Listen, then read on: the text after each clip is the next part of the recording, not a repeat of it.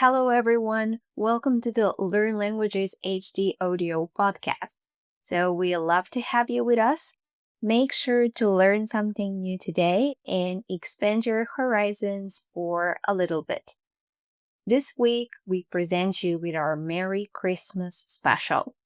Holidays are coming up soon, and although this year got extremely complicated with coronavirus pandemic, our happy season will look slightly different from what we are used to and what we hoped for. But let's make sure you make it special to you. You could spend it modestly with your dearest ones, and you could also keep yourself safe and healthy in the same time. So, this week we are bringing you everything about Christmas that you should know, including the history of Christmas and how it is celebrated around the world. We will also mention some interesting stories and facts, so I really hope you will enjoy it.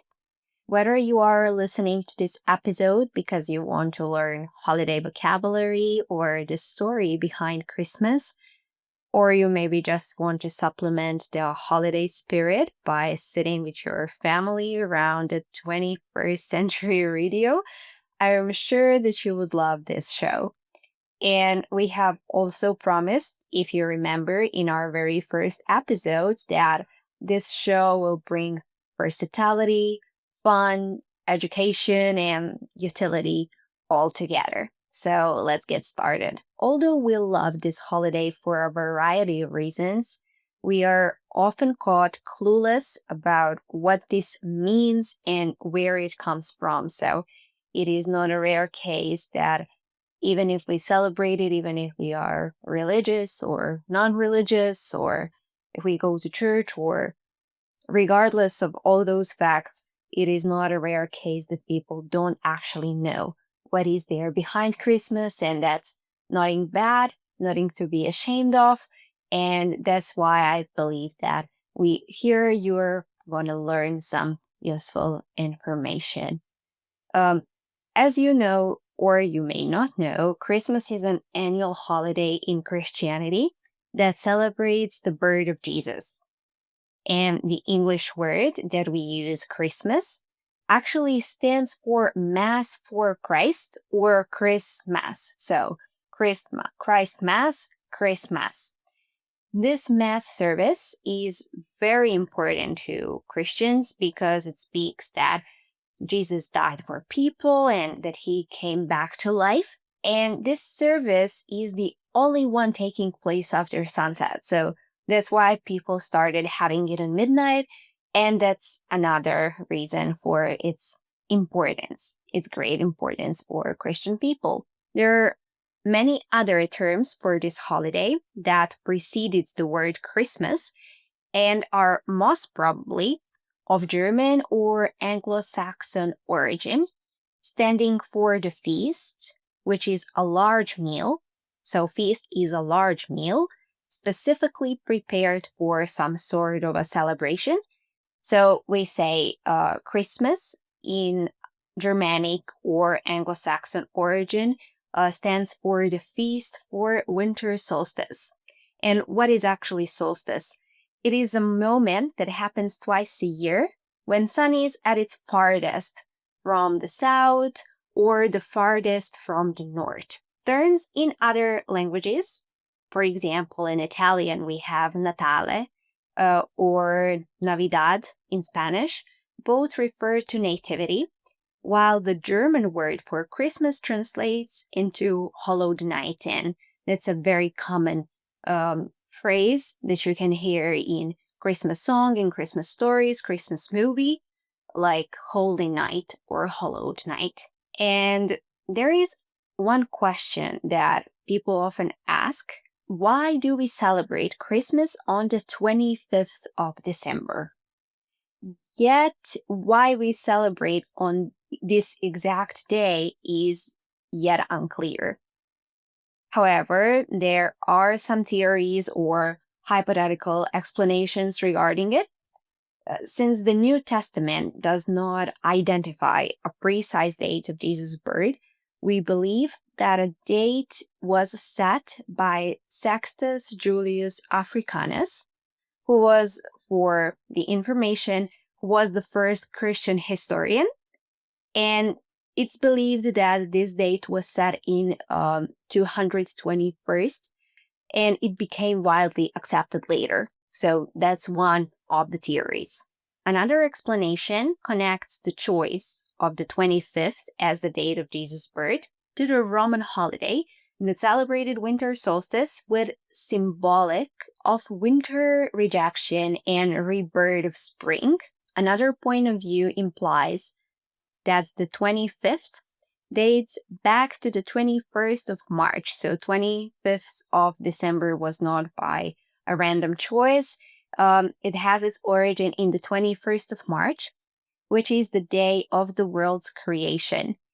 And it is actually afterwards, 4 days after 21st, when the light was created.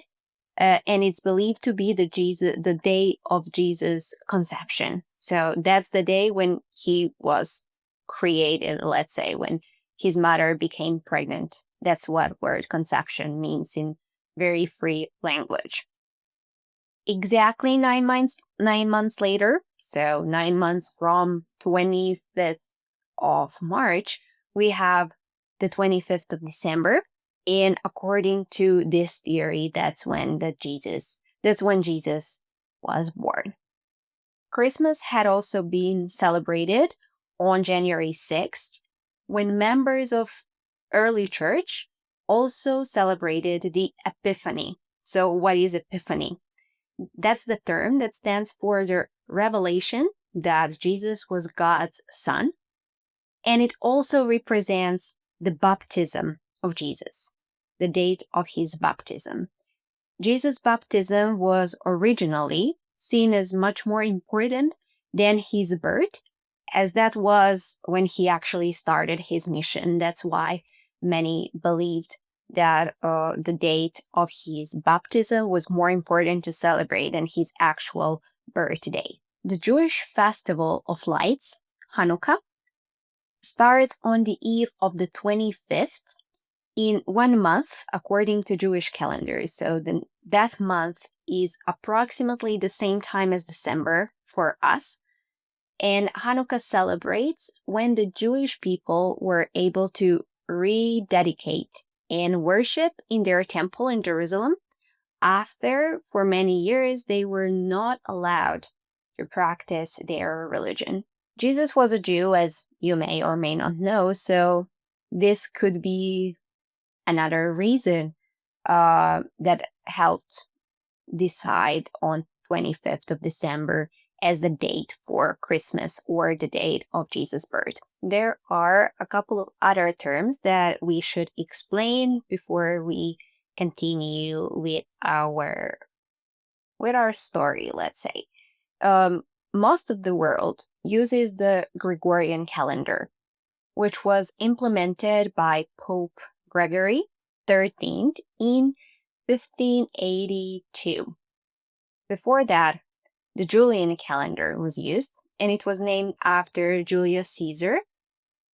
The Gregorian calendar was believed to be more accurate than the Roman calendar, since Roman calendar had too many days, according to some. Here we can make some time in the lesson for an interesting explanation regarding English language. So I said that Pope Gregory XIII established this calendar, Gregorian calendar, in 1582. So I wanted just to take some time to explain how we actually read years in English language. So you may know it or may not, but when we have a year, that number consists of 4 digits.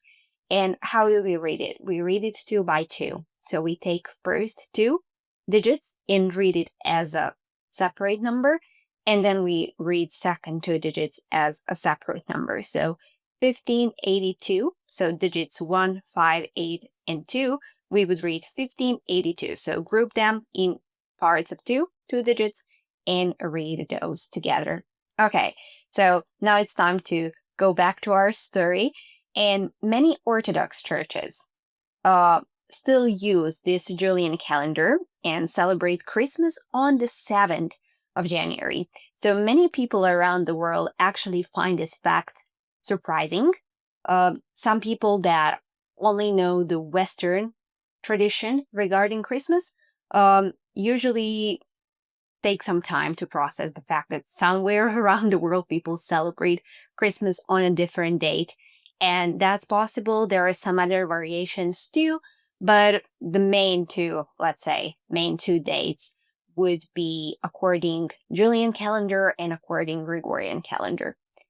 And as I said, in Julian calendar, people celebrate Christmas on 7th of January. And that is actually 25th of December. That's where the 25th of December would be uh, on the Julian calendar. So those two calendars differ by 11 days, if I'm not mistaken. And that's why we have that difference, but they represent the same thing. So they have the same story, they share the same story behind the Christmas, but the date is just a little bit different. Armenian Apostolic Church celebrates Christmas on the 6th of January. So we have 6th, 7th, and also 25th of December. And in some parts of the UK, believe it or not, although they celebrate Christmas as most of the world does, they still celebrate Old Christmas in some parts of UK on January 6th. So what if I told you that Christmas wasn't always as big as it is now? So it wasn't always as important and as big holiday as we know it today. For a very long time, Good Friday and Easter were celebrated as major Christian holidays. Roman Catholic churches celebrated the first Christmas Mass at midnight, and Protestant churches have started to increasingly hold Christmas candlelight services on the evening of December 24th. And that's how Christmas has actually evolved. In the first centuries of Christianity, actually the church was opposing this holiday. Yeah, it's a Christian holiday. It's also became one of the major holidays, but still popes and church in general were opposing it. Why? Because according to the church perspective, a celebration of a birthday, especially when it comes to saints and martyrs, is a pagan custom that was not in accordance with the church. So, on the contrary, the church's opinion was that these should be honored. When I say these, I mean saints and martyrs. These should be honored on the days of their martyrdom. So, that's in the simple language again, that's when they became important, the church. Here we have another interesting question that you may have thought about before. So, why do we celebrate Christmas Eve? Yes, we already explained why we celebrate Christmas, but why is there Christmas Eve? Probably this tradition comes from ancient Jewish reckoning. For Jews in the past, a day began at 6 in the morning and lasted until 6 in the evening the same day. So that's how they got to celebrate Christmas Eve. But another question is, okay, so we have now Christmas Eve and Christmas, but why do we celebrate 26th of December as well? In the past, it was believed that all Christian holidays should last sacred 7 days, but it was reduced to a single day after some time, like to a single day after Christmas. Maybe that's because of industrialism, marketing, I don't know, business world, whatever. But with the time, it came to, it was decreased to a single day after Christmas. Bible in general and Christianity, but especially Bible as an literature piece, is all rich and full in symbols. And Christmas, as other Christian holidays, actually takes a lot from that culture and from that trend. So now we are going to discuss some symbols that you may have never questioned, but it's good to know and it's good to teach someone and share what you know with others. So why do we use evergreen trees for our Christmas trees? And as you will see later, not everyone does that, but generally, in our general culture, evergreen trees symbolize eternal life. So evergreen, they don't lose their leaves. They maybe change color, but they really stand for the life. And these were introduced by Martin Luther to the Reformation Church as a picture of our endless life in Christ by bringing in a tree to the family on Christmas Eve, and the tree should be lit with candles. And candles also have the symbol of its own. They represent the Jesus, uh, and the Jesus as a light of the world. We already mentioned Hallowed Night when we were discussing the origin of the word Christmas.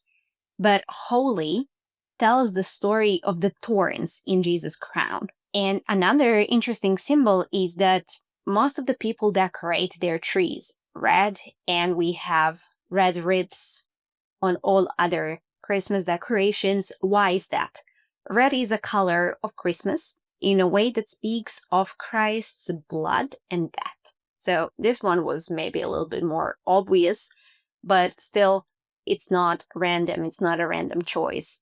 Everything regarding Christmas has its own backstory and its own meaning. So when December comes, or better say January comes, a lot of people feel broke. Yeah, a lot of us feel broke. And why do we feel broke? Because we spend a lot of money on Christmas presents. And you may ask yourself at that time, why do we gift on Christmas? Well, gifts stand for the gifts to baby Jesus, and each of the gifts speak and represent of a part of his incarnation, like majesty in life, bitterest agony in death, and he is God's perfect gift to us people. Bells are associated with ringing out news, calling for attention, and moreover, these represent, like the bell sound for Christmas represents good news, as Jesus brought only good to people. The Yule log is a universal symbol for the man in the family, carrying a log that was supposed to be large enough to burn for 12 days into the house. This is so people identify with the Christ and the cross. And the fire was started with a fragment from the previous year's log. So the fire should be started with a fragment from the previous year's log. And all of that speaks of warmth, speaks of joy and security for endless life. And that's actually what Christmas means to most of the people worldwide. It means warmth of the family. It means joy. It means pleasure. It means peace. And a lot of similar terms. Christmas would not be Christmas without a famous guy, Santa Claus. And Santa Claus is actually a product of Dutch, actually saying Sinterklaas. And in English, we translated that to Saint Nicholas. He was supposed, that's a general opinion, that he was early bishop of a church in Asia Minor, where Turkey is located nowadays. And he became aware of some desperate needs of his congregation and a family having to sell their children into slavery. So one night, as the legend says, one night he came and left money on their doorstep. And it was the gold in stocking. So that's how St. Nicholas became Santa Claus, and how a bishop from church became St. Nicholas, and how it all went on. But there is another story behind stocking tradition. It says that a man had 3 daughters, and he was poor, so girls didn't have a dowry. Dowry is, let's explain the word dowry, represents some things that you buy and that a girl buys. Her family buys it for her, and she's supposed to bring that into her marriage. And girls at that time couldn't get married without a dowry. So Saint Nicholas saw that and dropped 3 golden coins into stockings that were randomly drying upon a fireplace. It's December, come on, it has to be. It has to be all wet so the girls could get married afterwards. And that's another story behind the stocking tradition. So from the early days of power, um, yeah, from the early days, like let's say kindergarten, primary school nowadays, we know for Christmas cards. And it all started back in 1844. So here again, we read 2 by 2, 1844. An English artist, and his name was William Dobson. He drew some pictures in England, his hometown, for that season, like for holiday season and generally for winter season. And these have gone extremely popular and found their way across Atlantic. So these reached United States, where in 1846, Cole and Horsley saw the great commercial potential behind this tradition and started the production of something that is now over $1 billion worth industry. Some data shows that over 4 billion of Christmas cards are sent each year only in America, not to mention the rest of the world. So it really turned out to be a great, great industry and great potential, commercial potential. As Christianity was spreading as a religion, Christmas became part of other traditions. So in many of these countries, Christians don't make even a majority of the population. In many of these countries where Christmas spread. And there are certain countries that count very, very few Christians actually, but they celebrate Christmas as a cultural holiday. And Christmas customs in these societies often resemble Western traditions because they preserve Christianity as a cultural product or a component or Western world, if you want to take it that way. A good example of such a country would be Japan. When it comes to religion, Japanese people are dominantly Shinto or Buddhist, while they widely celebrate Christmas with traditional Christmas trees and lights, Christmas songs, or some of them just as a day free of work, but they really celebrate this holiday, although very, very, very few people in Japan are actually Christians and celebrate Christmas as a religious holiday. In Mexico, on the other hand, on days that precede Christmas, there is something that looks like a party, looks like a game. The search of Mary and Joseph for the place to stay.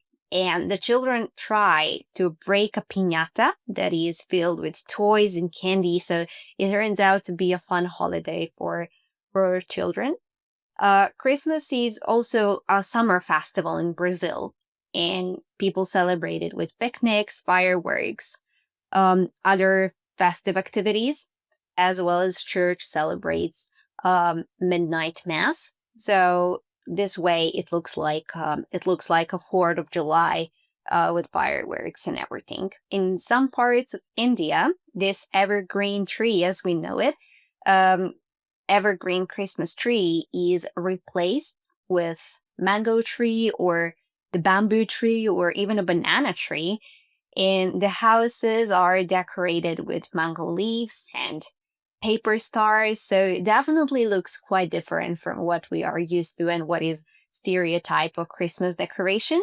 And in India, it remains a Christian holiday largely, and they don't give it any special meaning, but they do decorate and kind of symbolize it in a way. In Slavic Balkan countries, let's say, Christmas Eve morning is very traditional, and that's the day when men go to woods and cut a Yule log. But in these countries, Yule log is actually oak tree, and more people live in the towns nowadays, so people can't actually go to the woods is not that convenient as it was in the past. So they can now just buy that special kind of tree that has a special name here called badniak in these countries.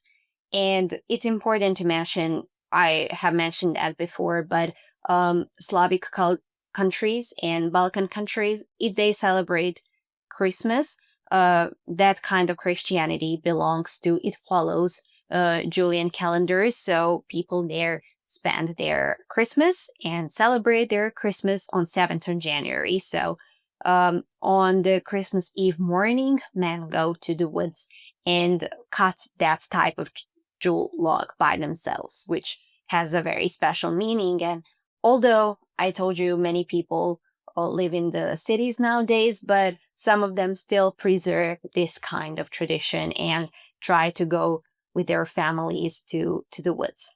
So let's now talk over a couple of surprising facts regarding Christmas. And let's go to the fact number 1. Around 2 billion people celebrate Christmas around the world. So this definitely sounds like a lot, but from this number, we can grasp the dimensions of this holiday. Fact number 2. First Christmas tree decorations were actually different types of food. So now we do have shiny and sparkly kinds of plastic or some sort of wooden decorations. But back then, people used apples, nuts, dates, what they had to decorate those trees. And maybe that's where the culture of hanging candies on the Christmas tree comes from. Fact number 3, the idea of Santa Claus as we know him or as we imagine him, like no one knows him, or maybe I wasn't supposed to say that, but the idea of Santa Claus as we think about him was created by Washington Irving.